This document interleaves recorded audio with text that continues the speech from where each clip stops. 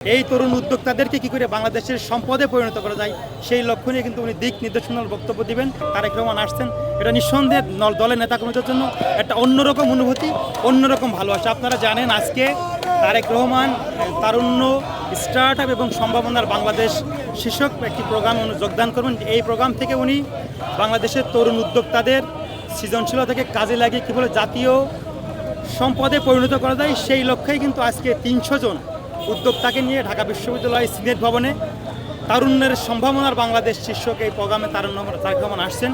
এই প্রোগ্রামে উনি তরুণদের উদ্দেশ্যে, তরুণ উদ্যোক্তাদের উদ্দেশ্যে এই তরুণ উদ্যোক্তাদেরকে কী করে বাংলাদেশের সম্পদে পরিণত করা যায় সেই লক্ষ্য নিয়ে কিন্তু উনি দিক নির্দেশনার বক্তব্য দিবেন। শিল্প মন্ত্রণালয়ের আন্ডারে প্রোগ্রামটি হচ্ছেন। আমরা মনে করি এই প্রোগ্রাম থেকে বাংলাদেশের নতুন যে তরুণ উদ্যোক্তারা আছে তারা দিক নির্দেশনামূলক বক্তব্য শুনতে পারবেন এবং সাথে সাথেই তরুণ উদ্যোক্তাদের জন্য সরকার কী ব্যবস্থা নিতে সে বিষয়েও তারা স্পষ্টভাবে আমরা মনে করি এটা খুবই গুরুত্বপূর্ণ।